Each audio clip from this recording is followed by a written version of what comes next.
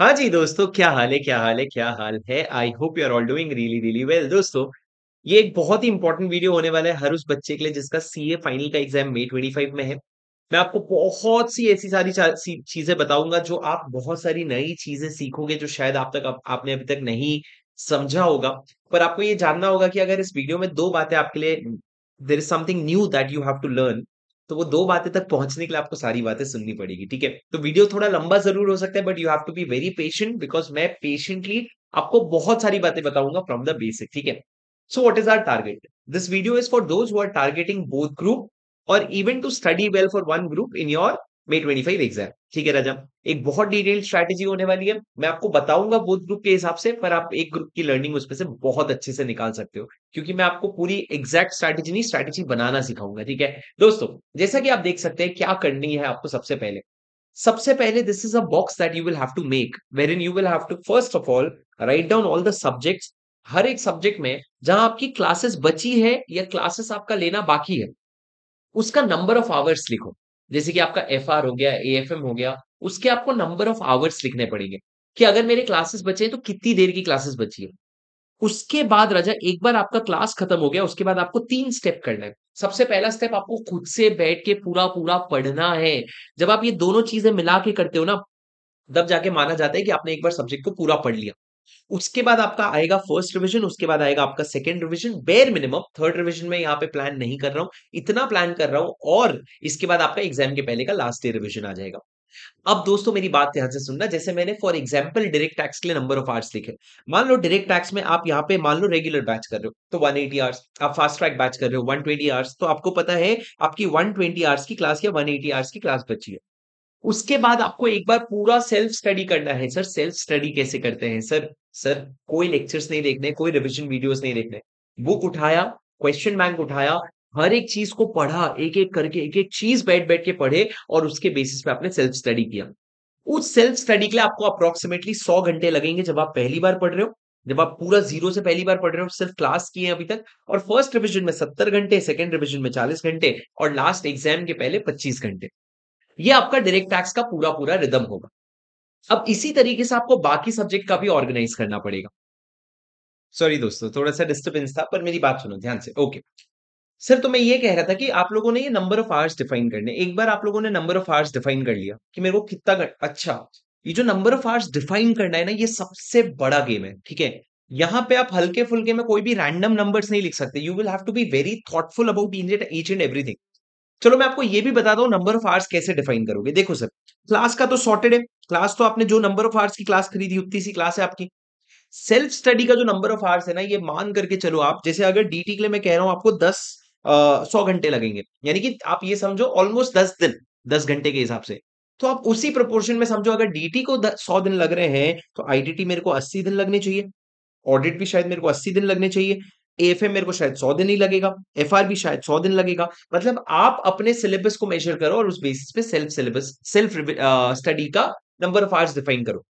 अब दोस्तों उसके बाद आपका जो लास्ट है, अभी आप सेकंड और फर्स्ट रिवीजन का टाइमिंग कैसे डिसाइड करोगे? इसकी भी बहुत सिंपल स्ट्रैटेजी। सर आपका जो लास्ट डे रिवीजन है ना, आपको इसके बारे में क्लैरिटी है कि मेरे को डीटी के लिए 1.5 डेज मिलेगा, या मेरे को एएफएम के लिए कितना दिन मिलेगा, एएफएम के लिए मेरे को 1.5 डेज मिलेगा। तो आइडियली मेरे पास 1.5 दिन है। सर अब सिंपल सा लॉजिक लगाओ, जो चीज मैं अगर 2.5 डेज में लास्ट टाइम रिवाइज करूंगा, तभी एग्जाम के पहले उसको 1.5 डेज में रिवाइज कर सकता हूं ना। करेक्ट। और लास्ट रिवीजन अगर 2.5 डेज है तो मेरे को उसके पहले वाला रिवीजन 4 या 5 दिन में करना पड़ेगा। यस और नो? तो सर इसी बेसिस पे आप क्या करोगे, आप अपना प्लानर बनाओगे और आप इसको एक कंजर्वेटिव साइड में बोल लूं कि थोड़ा ज्यादा नंबर ऑफ आवर्स डालना। ठीक है, इससे आपको आपका टोटल नंबर ऑफ आवर्स पता चलेगा कि मेरे को कितना घंटा लगने वाला है। उसके अलावा अगर आपका सेट ए और बी दोनों पेंड, इनमें से कोई भी पेंडिंग है तो आप एक को 40 घंटे मान लो। सर यहाँ पे आपको टाइम इसलिए देना पड़ेगा, देखो आपके पास 3 मेथड्स है। एक तो आप प्रॉपर क्लासेस करो और प्रॉपर क्लासेस 30-35 घंटे के और एग्जाम लिखो रिवाइज करके, तो आपको 50 घंटे लगेंगे। दूसरा अप्रोच है आप रिवीजन वीडियोस देखो बुक लेकर के, तो रिवीजन वीडियोस आपको 2 बार देखना पड़ेगा। 20 एक घंटे का रिवीजन वीडियो है तो उसमें 40 घंटे, और 40 घंटे और एग्जाम मिला करके और तुम्हारे 10 घंटे, तो 50 घंटे लगेंगे। तीसरा है आप लोग जाकर के तुक्के में एग्जाम लिख करके आ जाओ, पास तो पास फेल तो फेल 1-2 दिन में। बेटा पर मेरे हिसाब से ये 1-2 दिन वाला approach is the most useless approach क्यों? क्योंकि राजा आपके पेपर 6 आईबीएस में आपका बर्डन कम करना है और अभी आपके पास बेस्ट टाइम है। तो अगर बचा है तो इसको खत्म कर लो पॉजिटिवली और आप इन सेट ए और सेट बी को ना अपने लीस्ट एफिशिएंट आवर्स के लिए रखो। जैसे आप सुबह 6 बजे उठते हो, तो आप कोई 2-3 दिन उठा करके पूरा दिन मत वेस्ट कर दो। सुबह 6 बजे उठते हो, शाम को 8 बजे तक शिद्दत से मेन सब्जेक्ट्स की पढ़ाई करो। 8 बजे थक गए ना, दिमाग में कुछ नहीं जा रहा, लेक्चर प्ले कर लो, जो गया सो गया। एक बार पूरा-पूरा देख लूँगा, उसके बाद जाके एग्ज़ाम लिखाऊँगा। ठीक है? क्योंकि इसमें आपको रिटेन नहीं करना है, वो सबसे बड़ी बात है। ठीक है? तो इस तरीके से आप अपना नंबर ऑफ आवर्स डिफाइन करोगे कि मेरे को टोटल कितने घंटे चाहिए। लेट्स से फॉर एग्जांपल मतलब रफली मैं आपको बोल रहा हूँ 1200 घंटे आपको चाहिए, या लेट्स से मतलब फॉर एग्जांपल 1000 घंटे आपको चाहिए, टोटल आपने ये निकाला। ठीक है सर, मेरे को पता चल गया इतने घंटे मेरे को चाहिए। अब तुम निकालो तुम्हारे पास कितने दिन है। सर मान लो तुम जनवरी 3 जनवरी के आसपास वीडियो देख रहे हो, उसके हिसाब से माइनस कर लेना। तुम्हारे पास आज से एग्जाम को 112 दिन है। उसमें आप सर 6 दिन माइनस कर दो कि मॉक टेस्ट वगैरह का। मॉक टेस्ट लिखूंगा, उसके लिए सुबह पढ़ूंगा, मॉक टेस्ट के बाद शाम को भी एक आध घंटे पढ़ाई नहीं होती, तो आप मॉक टेस्ट के हिसाब से रख लो। उसके बाद मैंने 5 दिन बफर का रखा है और 5 दिन मैंने आप लोगों के इनएफिशिएंट के रखे हैं कि चलो हेल्थ वगैरह कुछ हो गया, कुछ भी हो गया। तो हम एक राउंड फिगर में मान लेते हैं तुम्हारे पास 100 दिन बचे हैं, राउंड फिगर मान करके चलो। ठीक है? और यहाँ पे मैंने जनवरी के 28 दिन लिए, पर मैंने अप्रैल के 25 दिन लिए, क्योंकि लास्ट के 5 दिन आपके एफआर की तैयारी में चले जाएंगे। आप ये मान करके चलो एग्जाम आपका 1 मई को है। अब राजा आप ये समझो कि आपको 1000 घंटे चाहिए और आपके पास 100 दिन है, तो LHS is equal to RHS करना है आपको। यहाँ पे आपके पास दिन के 10 घंटे की प्रोडक्टिविटी आपको निकालनी पड़ेगी। 10 घंटे की प्रोडक्टिविटी आपको निकालनी पड़ेगी। अगर आप जो भी नम आपने ये आइडेंटिफाई किया, आपका 12 भी आ सकता है, आप शायद एक ग्रुप दे रहे हो तो 6 भी आ सकता है, वो आपकी मर्जी। पर सर जब मेरे को अब ये पता चल गया ना, अब मेरे को दिन में 10 घंटा बनाना पड़ेगा। मान लो मेरा यहाँ पे 12 घंटा आता है, 120 एक 1200 घंटे आते हैं, तो मेरे को दिन के 12 घंटे बनाने पड़ेंगे। ये मेरा डेली टारगेट हो गया। अब ये मेरा लॉन्ग टर्म नहीं, मेरा डेली टारगेट हो गया कि मैं 12 घंटे की प्रोडक्टिविटी निकालूंगा। ठीक है? अब दोस्तों उसके बाद मेरी बात इत्मीनान से समझना, बहुत सारी चीजें बताऊंगा। प्लीज दोस्तों मेरी बात ध्यान से सुनना। सर हम लोग क्या करते हैं, जैसे मैंने बच्चों को पूछा तो बच्चों ने कहा सर मेरे को 1.5 डे का रिवीजन स्ट्रैटेजी बताओ। तुमको आज वो नहीं जानना है। तुमको ये समझना है कि मई में मेरा एग्जाम है ना, तो लास्ट के 25 दिन मेरे लास्ट रिवीजन में जाएंगे और 5 दिन मेरे एफआर की पढ़ाई में, तो मेरे 30 दिन गए। मेरा पूरा मार्च का महीना और फरवरी के लास्ट के 8-10 दिन मेरे जाएंगे फर्स्ट रिवीजन में। तो मेरे पास सर लगभग लगभग 20 फरवरी तक का टाइम है मेरी क्लासेस और सेल्फ स्टडी वाला पोर्शन खत्म करने का। अब ये मेरा शॉर्टर ऑब्जेक्टिव हो गया। मेरा बड़ा ऑब्जेक्टिव है मई तक 2 रिवीजन करना, शॉर्टर ऑब्जेक्टिव है 20 फरवरी तक पूरी क्लासेस खत्म करना, पूरी क्लास और एक सेल्फ स्टडी। सर आपके लिए ये 50 दिन है और 50 दिन मतलब एक सब्जेक्ट के पीछे आप 10 दिन आराम से दे सकते हो। आप अभी आईबीएस की टेंशन मत लो। अगर आपके बाकी पांचों सब्जेक्ट और सेट ए सेट बी का ख्याल आपने रख लिया ना, तो आपने आईबीएस का ख्याल रख लिया। बस उसमें आप यही सोच करके चलो, 7 अगर मैंने 5 सब्जेक्ट 2 एसपीओएम को ढंग से संभाल लिया, तो मैंने आईबीएस संभाल लिया, तो तुम्हारे पास ऑन एंड एवरेज 10 दिन है। अब राजा जैसे कि मान लो डीटी, अगर आपकी डीटी की क्लासेस बची है, तो आपको पता है क्लासेस में ही मेरे को 120 घंटे देने पड़ेंगे। तो आपको उन सब्जेक्ट्स को का टाइम कम करना पड़ेगा जो आपका हो चुका है।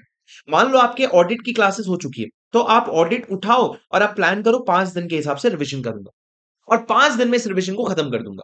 पर सर क्या एक साथ 5 दिन रिवाइज करना सही है क्या? नहीं ना, तो आप उसको हर दिन के 2 घंटे में डिवाइड कर दो कि हर दिन 2 घंटा जो है मैं सुबह ऑडिट पढ़ूंगा। इतना इतना नंबर ऑफ आवर्स दूंगा कि वो 5 दिन के बराबर होगा। उसके बाद आपका मान लो एफआर हो गया, तो आप उसके रिवीजन में तेजी से लग जाओ। आपके पास टाइम की बहुत कमी है, ये तो आपको समझ गया होगा। By now you should be done with most of the classes. By now now you should be done with most of the classes. एक आधा सब्जेक्ट बचा है तो चलो संभाल लेंगे, एक सब्जेक्ट। उससे ज्यादा संभालना आपके लिए रिलेटिवली ज्यादा डिफिकल्ट हो जाएगा राजा, जब आप बोथ ग्रुप कर रहे हो। पर फिर भी मैं कहूंगा कोशिश करो ना, जितना ज्यादा पढ़ना पड़ेगा उतनी कम नींद कर लेंगे, और क्या। नींद बाद में पूरी कर लेंगे, अभी पहले सपने पूरे कर लेते हैं अपने, है ना। नींद तो एग्जाम के बाद भी पूरी कर लेंगे। अगर 4 घंटे 5 घंटे 6 घंटे उतना सोना जितना तुम्हारे पढ़ने के लिए जरूरी है। तुम्हारे बॉडी की कोई नीड नहीं है, तुम्हारे ब्रेन की नीड है। अगर तुम 6 घंटा सो करके भी एग्जाम लिख सकते हो, अगर तुम 6 घंटा सो करके भी अगर अगले दिन प्रोडक्टिवली पढ़ सकते हो, तो I think 6 hours is more than enough. But जैसे मैं था, अगर मैं आपको पर्सनली बताऊं तो मैं 8 घंटे सो करके भी ना, अगर मैं 7 घंटे से कम सोता था ना, तो मेरी अगले दिन की पूरी प्रोडक्टिविटी खराब हो जाती थी। तो मैंने तो ये ठान लिया था 7 घंटे तो सोऊंगा। तो मैं पेपर के वक्त के बिना 7 घंटे की नींद निकालता था। फर्स्ट डे पे जो 2 रात होती है, उसमें पहले दिन मैं 7 घंटे सोता था। तो आप लोगों ने अपने बॉडी को समझ करके उस हिसाब से ढालना है ताकि आप अपना एक ब्रॉडर प्लान बना लो, ठीक है? अब दोस्तों मैं आपको छोटी-छोटी बहुत सारी बातें बताऊँगा, तुम लोग आराम से सुनते जाना। सर सबसे पहला तो मेरे को ये बताओ, ये सेल्फ स्टडी वगैरह के नंबर ऑफ आवर्स डिसाइड कैसे करें हम? क्योंकि हमसे होता ये है कि हम 5 घंटे का एक चैप्टर का टारगेट करते हैं, वो हमसे 15 घंटे लग जाते हैं। हमको समझ नहीं आता ये क्यों हो रहा है? देखो राजा, 2 स्ट्रैटेजी मैं आपको बताता हूँ, बाकी आप अपने खुद के बना सकते हो। पहली स्ट्रैटेजी है नंबर ऑफ पेजेस की। ऑडिट में और थियरी पेपर में ये नंबर ऑफ पेजेस वाली स्ट्रैटेजी आपकी काम आती है। जैसे कि फॉर एग्जांपल मैंने अगर दो स्टैंडर्ड्स ऑन ऑडिटिंग करे और मान लो वो 10 पेज का स्टैंडर्ड्स ऑन ऑडिटिंग था, जो भी बुक मैं रेफर कर रहा हूं, अगर वो 10 पेज करने के लिए तुम समझ लो, अगर मेरे को आई एम सेइंग रफली 120 मिनट रखे, अब मेरे को ये समझ आ गया कि ऑन एंड एवरेज, मैं आपको बहुत रफली बता रहा हूं, ऑन एंड एवरेज मेरे को एक पेज पे 12 मिनट लग रहे हैं। तो अब आप आगे के चैप्टर्स के नंबर ऑफ पेजेस के बेसिस पे प्लानिंग कर सकते हो, मोर और लेस ये फिट बैठ जाएगा। दूसरा अप्रोच जो मैं आपको बताता हूँ, जो मैंने किया था, जैसे मैंने एफआर की क्लासेस अगर किसी फैकल्टी से ली है, अब हमारी क्लासेस मिस होती थी। अब तो रिकॉर्डेड में क्या होता है, तुम मिस नहीं करते क्लासेस, तुम बैक टू बैक देखते हो। पर मेरी मान लो अगर हफ्ते में 2 क्लास मिस हुई ना, तो 4 घंटे की सर की क्लास रहती थी, पर जब मैं क्लास मिस कर रहा हूँ और घर में खुद से वही चीज़ पढ़ रहा हूँ मैं, तो मेरा कभी-कभी 1 घंटे में पढ़ के खत्म हो जाता था। तो मेरे को समझ आया कि सर के हर 4 घंटे के क्लास का काम, 3 घंटे की क्लास का काम ले लो, मेरा 1 घंटे में हो जा रहा है। अच्छे से पढ़ के रिवाइज़ करके अच्छे से हो जा रहा है। तो मैंने इसी बेसिस पे क्या किया, मान लो मैंने देखा कि सर ने कोई इंड एस पढ़ा है और वो सर को इंड एस में 4 लेक्चर लगे हैं, 3-3 घंटे के। तो मेरे को समझ आ गया मेरे को इस पे 4 घंटे लगने चाहिए। और ये मेरा ट्राइड एंड टेस्टेड चीज़ है, हाँ। पहले 2 इंड एस के लिए मैं ट्राई करूँगा, फिट बैठेगा तो उसी रिदम में आगे चला जाऊँगा। और ये इसने मेरे को इतना हेल्प किया ना कि मान लो अगर मैं दिन में 10 घंटे का एफआर पढ़ने वाला हूँ, सेल्फ स्टडी, तो मैं 10 घंटे के एफआर में क्या करता था, सर के 10 लेक्चर के भर का सिलेबस कवर करता था। अगर वो मेरा 8 घंटे में हो गया, तो मैं अपने शेड्यूल के आगे चल रहा हूँ। अगर वो मेरे को 12 घंटे लग रहे हैं, तो मेरे को शेड्यूल के पीछे चल रहा हूँ, पर आज का हिसाब किताब आज ही क्लोज करूँगा। आज मैंने 10 लेक्चर इन डेज़ का टारगेट अगर किया है, अच्छा सुनो, लेक्चर वर्ड से कंफ्यूज मत होना, लेक्चर खत्म हो चुके हैं। अब मैं बोल रहा हूँ लेक्चर से मैंने अपने नंबर ऑफ आवर्स निकाले, कि सर जब 3 घंटा पढ़ाते थे लेक्चर में, तो उसको रिवाइज करने के लिए, अच्छे से पढ़ने के लिए मेरे को 1 घंटा लग रहा है। क्योंकि मैं अज़्यूम कर रहा हूँ सर का पढ़ाया हुआ सब भूल चुका हूँ, मैं ज़ीरो से पढ़ रहा हूँ। ठीक है। अब दोस्तों इसके बाद आगे बढ़ते हैं, मेरी बात ध्यान से सुनना। सर आपका सवाल हमेशा आता है कितने घंटे तुमको पढ़ना चाहिए? तुमको कुछ नहीं करना चाहिए, अभी तुमको सिर्फ सोना, उठना, खाना, पीना, पढ़ना। आपके 24 घंटे में से 7 घंटे आपकी नींद में जानी चाहिए और बाकी पूरा टाइम आपके पढ़ने में जाना चाहिए। तुम खा रहे हो, पढ़ाई हो रही है, हो लो। तुम वॉक वॉक कर रहे हो, पढ़ाई हो रही है, कर लो। तुम अगर वॉशरूम जा रहे हो, जिधर भी पढ़ने का है भाई पढ़ो, पर पढ़ाई नहीं रुकनी चाहिए, ठीक है? उसके अलावा तुम्हारे लाइफ में सब कुछ सेकेंडरी होनी चाहिए। सर, मेरे को ये बताओ 12 घंटे की प्रोडक्टिविटी कैसे अचीव कर सकते हैं? देखो बहुत सारे लोग हैं जो सिर्फ स्ट्रगल कर रहे हैं, अचीव नहीं कर रहे। तुमको ये समझना पड़ेगा 12 घंटे की प्रोडक्टिविटी पहले तो तुम पेपर में अचीव करके दिखाओ, पेपर में ही तुम्हारी फट जाएगी। जब तुम रियलिस्टिक प्लान बनाओगे ना, तुमको दिखेगा पेपर में ही 12 घंटे का प्लान नहीं बन रहा है। इसमें सर आप लोगों को मैं एक बहुत अच्छी रूल बताऊंगा। आप अगर 12 घंटे की प्रोडक्टिविटी दिन में निकालना चाहते हो ना, तो मान लो अज्यूमिंग कि तुम अपना दिन सुबह 6 बजे शुरू कर रहे हो, तो दिन को 2 पार्ट में डिवाइड कर दो। एक सुबह के 6 से शाम, एक नहीं, एक्चुअली सुबह के 6 से दोपहर के 2 बजे तक और दोपहर के 2 से रात के 10 बजे तक। ठीक है? ये आप अगर देखोगे तो ये बेसिकली 8 घंटे का ये स्लॉट है और 8 घंटे का ये स्लॉट है। सर आपको 12 घंटे की प्रोडक्टिविटी निकालनी है ना, तो इस 8 घंटे में 7 घंटे की प्रोडक्टिविटी निकालो और इस 8 घंटे में 5 घंटे की प्रोडक्टिविटी। फर्स्ट हाफ जो आपका है ना 6 बजे से 2 बजे का, उसमें टाइम वेस्ट करो ही मत। नाश्ता आपके घर पे अगर हो, तो आप नसीब वाले हो, टेबल पे नाश्ता आ सकता है, आपकी मम्मी आपको लाके देगी, उसका फायदा उठाओ। आप लोग सुबह क्या करते हो? उठते हो, 1 घंटा फ्रेश-व्रेश होते हो, बाहर चाय-वाय पिया, नींद खोला, ब्रश किया, ये किया, भाई छोड़ना, पढ़ने बैठना। उसके बाद धीरे-धीरे 1 घंटा पढ़ा, 15 मिनट के ब्रेक में ब्रश कराओ। फिर 1 घंटा पढ़ा, 15 मिनट के ब्रेक में चाय पियाओ। तो आप अपने ब्रेक्स को मैनेज करो और ये 8 घंटे में आप 7 घंटे की प्रोडक्टिविटी निकालोगे और अगर इस 8 घंटे में 5 घंटे निकालोगे, तो ही आप अपनी 12 घंटे अचीव कर पाओगे, नहीं तो कोई पॉसिबिलिटी नहीं है। No possibility at all. So I tell you, in the first 8 hours 7 hours, in the second 8 hours 5 hours should be good enough. आप यहाँ पे कभी भी 6 घंटा और 6 घंटा तो कर ही नहीं सकते, आपका बॉडी टायर्ड हो जाता है ना रजब। तो आपको समझना पड़ेगा this is the best thing to do. उसके बाद दोस्तों मैं आप लोगों को बता रहा हूँ, इमोशनल गेम है बहुत बड़ा। बहुत सारे बच्चे होते हैं, मेरे को ये रियलाइज होता है कि अगर कोई एआईआर होता है ना, उसका सबसे स्ट्रॉन्गेस्ट पावर क्या होता है पता है? क्लासेस तुमने सारी सेम फैकल्टी से ले रखी है, पढ़ाई भी तुम एक बार कर रहे हो, 2 रिवीजन कर रहे हो, वही नोट्स हैं, वही क्वेश्चन बैंक है, दिमाग भी तुम्हारा बराबर तेज है। प्रॉब्लम कहाँ आती है सर? प्रॉब्लम आती है इमोशनल माइंडसेट में। जब तुम एक दिन अपना टारगेट करते हो, नहीं अचीव करते, दूसरे दिन करते हो, नहीं अचीव करते, तीसरे दिन करते हो, नहीं अचीव करते, तुम गिव अप कर देते हो, वो चौथे दिन फिर लड़ने जाता है। सर जब भी आप कोई चीज़ को टारगेट करो ना, मान लो आपने कोई एक लेक्चर ऑडिट, एक चैप्टर ऑडिट का रिवाइज़ करने का सोचा 4 घंटे में। आपसे वो 4 घंटे की जगह 6 घंटे लग गए। अपने आप से सवाल पूछो, क्या मैंने टाइम वेस्ट किया? नहीं। क्या मेरे को याद नहीं आ रहा था? हाँ। क्या मेरे को फिर से पढ़ना पड़ेगा? आगे चल के पढ़ूँगा। पर मेरी कोई गलती थी क्या? नहीं। क्या जेनुइनली 6 घंटे लगना था? हाँ। बस बात खत्म, माफ़ करो अपने आप को, आगे बढ़ो। अच्छा मैंने आधा घंटा टाइम वेस्ट कर दिया, ठीक है, मैं सीख लिया, अगली बार मैं टाइम वेस्ट नहीं करूँगा। You have to keep learning and you have to keep growing, you can not be emotional about your own weakness. दोस्तों ये एक ऐसी जर्नी है ना जहाँ पे तुमको खड़े करने के लिए तुम्हारे अलावा कोई नहीं है।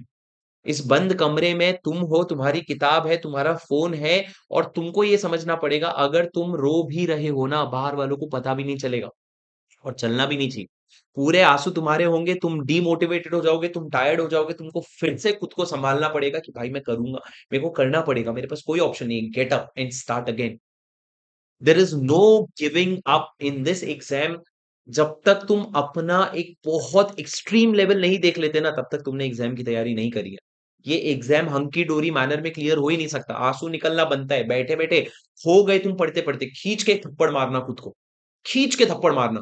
तुमने मारा खुद को, तुम्हारी गलती थी। कोई ना देखने वाला है, ना सुनने वाला है, ना पूछने वाला है, ऐसा ही होता है और यही सही है। So please try to understand your emotional mind. Your mindset should be very, very strong. You will have to be very aggressive and aggressive with your preparation, but at the same time very calm and soothing with yourself. तुम तुम्हारा ध्यान नहीं रखोगे ना, तो कौन रखेगा फिर? So basically, please try to understand this is an emotional game. You will have to take care of yourself. You will have to take care of your own emotional needs. कुछ लोग बहुत इमोशनली वीक होते हैं, हल्के-हल्के चलो। कुछ लोग बहुत emotionally aggressive होते हैं, तुम अग्रेसिव चलो। मेरे लाइफ में मैं जब सीए फाइनल का प्रिपरेशन कर रहा था, तुम मानोगे नहीं, I was very very rigid and aggressive with myself to an extent कि एग्जाम के 1 महीने पहले मेरी ऐसी हालत हुई कि मैं 3 दिन, मतलब नवंबर में एग्जाम था और अक्टूबर के महीने में जब हम पीक पे होते हैं अपनी पढ़ाई की, 3 दिन मुझसे पढ़ाई हो ही नहीं रही है, किसी हालत में नहीं हो रही है। साम, दाम, दंड, भेद कुछ भी कोशिश कर लूँ नहीं हो रही थी। मैं रो रहा था। मैं रो रहा हूँ, मैं बाहर वॉक कर रहा हूँ, मैं you have no one to help you with this problem because इतना यूट्यूब गाइडेंस नहीं होता था तब। तब मतलब भिड़े भाई के ज़माने में नहीं, अभी 5-6 साल पहले। तो मैंने क्या किया, मेरा दोस्त था, उससे ही मैंने पूछा भाई, उसके सामने मैंने रो दिया और मैंने बोला भाई मुझसे मैंने सच्ची पढ़ाई नहीं हुई। दोस्त के साथ ना कभी हमारा बहुत कॉम्पिटिटिवनेस था। उसके बावजूद भी मैंने उसी से शेयर किया कि भाई नहीं हो रही पढ़ाई मुझसे, सच में नहीं हो रही, मेरी हेल्प कर दे। उसने मेरे को ना बहुत सॉफ्टली ये बोला कि Shubham you are being very hard on yourself. You have to stop trying. तो अपने आप को इतना प्रेशर में मत डाल। ठीक है? The moment I did that in a span of half day I give up कि ठीक है चल देखते हैं, होगा तो होगा नहीं तो नहीं। मैं सो गया उस दिन रात को जल्दी, अगले दिन पढ़ाई होनी शुरू हो गई। नॉर्मल, मैंने अपने आप को प्रेशराइज़ नहीं किया। बट सर आप तो अभी बोल रहे हो प्रेशराइज़ करो, अब बोल रहे हो मत करो। सर प्रेशराइज़ इतना करो कि you reach at a stage where it is extreme then you stop. जब वो स्टेज आएगा मैं सामने से आके आपको वीडियो बना के बोलूँगा भाई शांत हो जाओ। पर अब भी भैया अग्रेशन की ज़रूरत है बिकॉज़ तुमने कुछ गलतियाँ की है, कुछ कांड करे हैं तुमने, कुछ आलसपन किया है, उस सबका आज भुगतान करना पड़ेगा ना। उसी की वजह से हमको एक्स्ट्रा एफर्ट डालने पड़ रहे हैं, सही है, गलत नहीं है। तुम भी इंसान हो, मैं भी इंसान हूँ, हमने सब गलतियाँ करी, पर गलतियाँ सुधरती भी हैं। आगे चल कर के सर बहुत सारे बच्चे पूछ रहे हैं सर कितने मॉक टेस्ट लिखें? बहुत ज़्यादा तो भी 2 फुल मॉक टेस्ट लिख लेना। सर हम चैप्टर वाइज़ टेस्ट लिखें क्या? नहीं, ज़रूरत है तुमको। चैप्टर वाइज़ मॉक टेस्ट नहीं होता। चैप्टर वाइज़ राइटिंग प्रैक्टिस कर लो। मैं तुम लोगों को एक डीपीक्यू का कॉन्सेप्ट सिखाता हूँ। क्या होता है डीपीक्यू? जो भी सब्जेक्ट पढ़ रहे हो ना उसके क्वेश्चन बैंक का एक क्वेश्चन उठा करके लिख लो। Just 1 page per day should be enough. हम सर मॉक टेस्ट क्या होता है पता है? मॉक टेस्ट होता है कि I am ready for my main paper, you come and test me. Are you ready for your main paper? अगर आप अपना मेन पेपर लिख पाओगे? नहीं, तो मॉक टेस्ट मत लिखो। मॉक टेस्ट लिखेंगे मार्च और अप्रैल में, अभी दिमाग लगाने का समय नहीं है बिल्कुल भी। चैप्टर वाइज़ टेस्ट तुमको अगर किसी सब्जेक्ट में अति वीकनेस है, तो उस पे फोकस करो। बट तुम सोचोगे सारे के सारे सब्जेक्ट, सारे के सारे चैप्टर्स लिखूँगा मैं, क्वेश्चंस लिखूँगा मैं, इतना कर नहीं पाओगे राजा। कॉन्सेप्ट्स पे ध्यान दो, ठीक है? कुछ और इम्पोर्टेंट बताऊँगा, मेरी बात सुनना। सर बहुत सारे बच्चे कह रहे हैं रिविजन स्ट्रैटेजी क्या रखें जब हम पहली बार पढ़ रहे हैं और रिविजन का मैं तुमको आगे आ करके बताऊंगा। पर अभी जो भी तुम जनवरी और फरवरी में पढ़ रहे हो ना, प्लीज ध्यान रखना, टाइम नोट करना, बट टाइम से बाउंड मत होना। क्या मतलब सर?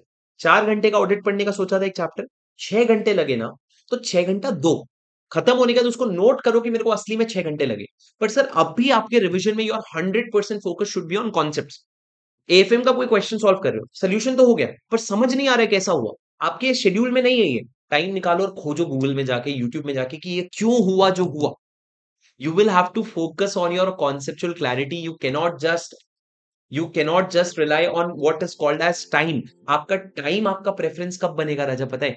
टाइम को आप प्रेफरेंस बनाओ in your March and April. तब हम टाइम बाउंड मैनर में चलेंगे कि 4 घंटे मैंने चैप्टर को दिए थे, 4 घंटे में नहीं खत्म हुआ, छोड़ आगे बढ़। पर सर वो 4 घंटे सही है कि नहीं है, वो अभी आपका टेस्ट करने का टाइम है। तो आप हर एक चीज को करो, 100% कॉन्सेप्ट करो, सारे क्वेश्चंस करो सर। अभी जो चीज हाथ से छूटेगी ना, बड़ी मुश्किल से आप उसको आगे पिक कर पाओगे। तो अभी फोकस करो, मैं सब अच्छे से क्लीन करके खत्म करूंगा। पीजीबीपी कर रहा हूं मैं, लास्ट क्वेश्चन तक पहुंचूंगा, कभी नहीं पहुंचते बच्चे। उसके अलावा सर मैं पूरा कॉन्सेप्ट करूंगा, टाइम में नोट डाउन करूंगा, टाइम से बंधूंगा नहीं, मैं टाइम में नोट डाउन करूंगा। और उसके बाद सर आपके पास आज कोई भी किताब है, कोई भी लेक्चर्स है, कोई भी मटेरियल है, कुछ भी अगर आपको लग रहा है नहीं यार मेरे को हल्का हल्का नहीं जम रहा, पर मेरे को इसकी आदत हो गई, चेंज कर दो, चेंज कर दो उसको। अभी कोई भी गलती के लिए बहुत ज्यादा लेट नहीं हुआ है, मार्च अप्रैल में समझेंगे। पर अभी आपको कोई बुक है जो आपको कंफर्ट नहीं दे रही है, keep that book aside. Don't even think मेरी इतनी मेहनत फलाना, कुछ नहीं, सब संक कॉस्ट है। You just focus on whatever is the best for you. You need a new book, get it now. You need a new lecture, get it now. You need any new videos, you get it now. Now, change whatever you want to, including your own approach. ठीक है राजा? Sir पढ़ते पढ़ते मैं बहुत ज्यादा absent minded हो जाता हूँ, मैं क्या करूँ उस चीज का? देखो राजा, अभी मैं आपको अल्टीमेट एक चीज बता देता हूँ, जिसके बाद ये वीडियो मैं खत्म कर दूंगा।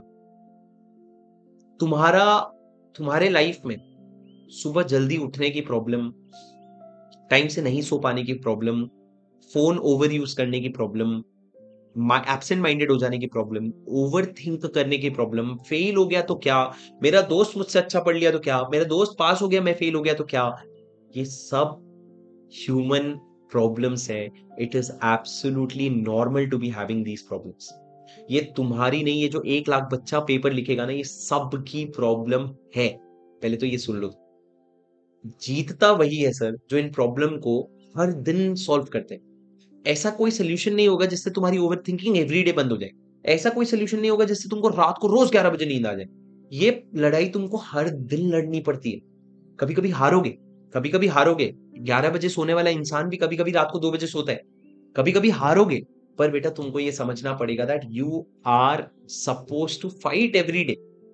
सुबह उठने की लड़ाई is real, you will have to. मैं इतनी चीजें करता था सुबह उठने के लिए। मैं फोन में मैंने वो ऐप डाउनलोड किया था जिसमें तुम कोई न्यूमेरिकल सॉल्व करोगे तो तुम सुबह उठोगे। मैं उठता, कैलकुलेटर में फटाफट सॉल्व करके आंसर देता, बंद करके सो जाता। फिर मैंने फोन में दूसरा न्यूमेरिकल दूसरा किया कि एक जगह का फोटो खींचो, और फिर उसके बाद वो अलार्म बंद होता था, तो मैं जाता था, फोटो खींचता था, और फिर वो अलार्म बंद करके फिर सो जाता था। फिर मेरे को तीसरा, मैं फोटो खींच के आके सो रहा हूं, अब मैं क्या करूं? तीसरा मैंने बोला कुछ और किया, फिर मैं फोन की बैटरी निकाल देता था सुबह अलार्म बजता था तो।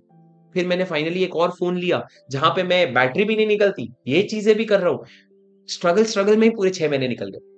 कभी उठ गया सर, कभी नहीं उठा, बहुत बार उठ गया, बहुत बार उठा मैं। 6 बजे अगर तुम ये करके गिल्ट में सोते हो फिर तो 7 बजे तक उठ जाते हो। पर ultimate objective is sleep has been my biggest problem, my biggest problem personally. मैं सोना हम सबका है, बहुत सारे लोगों का है, पर उसको सॉल्व करना भी हमारी प्रॉब्लम है। और हम यार समझो ना, किस लेवल ऑफ मेच्योरिटी पे है आज। आज हम बच्चे तो है नहीं, 10th 11th का एग्जाम तो लिख नहीं रहे कि पापा आके मम्मी आके उठाएंगे डांटेंगे तब बैठ के हम पढ़ेंगे। हमारा पेपर है, हमारा करियर है, हमारा लाइफ मोर और लेस इस पेपर पे डिपेंड करता है। दुनिया चाहे तुमको कितना भी बोल ले it is just an exam, no boss, it is my life. It is my 2025. It is my life. This exam is going to define the direction of my life in future. Why do I have to go and give an exam जहां मेरे को लग रहा है नहीं ये मेरे life में रोल ही नहीं प्ले करता? पागल हो क्या? फिर क्यों दे रहे हो एग्जाम? ये एग्जाम तुम्हारे करियर का बहुत इंपॉर्टेंट एग्जाम है, और तुमको इसमें क्या रिजल्ट आएगा उससे फर्क नहीं पड़ता। तुमको ये होना चाहिए कि मैं अपनी जान झोंक दूंगा इसमें।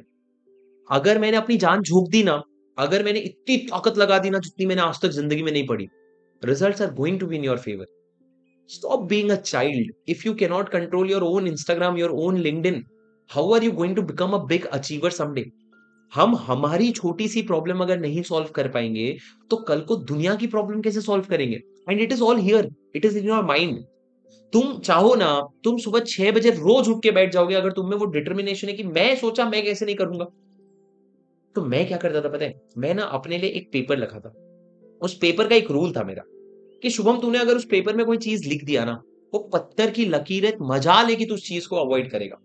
जैसे अगर उस पेपर में लिख दिया मैंने आज रात को 10 बजे सोऊंगा, मैं उस चीज को कैजुअली ले ही नहीं सकता था। मतलब I created something in my mindset कि that is something I cannot be cheating, I cannot be I cannot take that casually. मैंने लिखा है रात को 10 बजे सोऊंगा, बेटा 9 बजे बंद पढ़ाई लिखाई, 10 बजे 9 बजे सब बंद, 10 बजे मैं बेड पे। क्यों सर? मेरे को पता था, क्योंकि the moment I stop disagreeing to what I have written, मेरा खुद पे कंट्रोल ही नहीं रहेगा। जब हम सोचते हैं कि मैं ये करूंगा, पर हम नहीं करते, सोचते क्या फर्क पड़ेगा, इससे हमारा खुद का विल पावर वीक हो जाता है। और विल पावर वीक होने से होता ये है कि हम कुछ मेजर करने जाते हैं ना, तो हमको लगता है छोड़ना यार, नहीं भी हुआ तो क्या फर्क पड़ता है। So my point here to you right now is that it is completely you who has to take control of yourself. You will have to give your 100%. You will have to take care of your own health, take care of your own preparation. सुनो सबकी, करो खुद की, सुनो कम करो ज्यादा। मतलब आप लोगों ने पूरी ताकत झोंकनी है, अपनी स्ट्रेंथ और वीकनेस आइडेंटिफाई करनी है और हर वो चीज करनी है जिससे आपका रिजल्ट आपके फेवर में आ जाए। आपको ही करना है, कोई और आपके लिए करके नहीं देगा। कोई भी टीचर आपकी हेल्प इतना ही कर सकता है ये बताने में कि भाई कर ले प्लीज, करना आपको ही पड़ेगा। और जब आप करोगे तो I promise you that when the results are out, when you see the results next time in your CA final, it is going to be absolutely worth it for you. So do make sure that you are giving your 100% in this exam. जान झोंक दो राजा, बहुत मेहनत करो और सब कुछ अच्छा होगा। ठीक है, I hope this video was helpful for you. कुछ चीजें आपने अगर सीखी, आपकी 1 या 2 लर्निंग है जो आप इस वीडियो से अब सुधारने वाले हो, वो आप कमेंट करके मेरे को बताओगे कि सर ये चीज हमने सीखी और ये चीज हमारे लिए बहुत हेल्पफुल है। और मैं मिलूंगा आपसे अगले वीडियो में। वीडियो हेल्पफुल लगा तो आप लाइक जरूर कर देना, because the more you like the more I realise that it has helped so many students and it keeps me motivation. Your appreciation is my motivation, so do let me know and I will keep bringing more such videos for you till your exams. यही हूं मैं। आप लोग channel को subscribe जरूर कर लेना ताकि वीडियो खटैक करके आप तक सबसे पहले पहुंच जाए। मिलता हूं आपसे अगले वीडियो में। Until then take care, study well, keep going. This is your CA buddy Shubham Singhal signing off. Bye bye.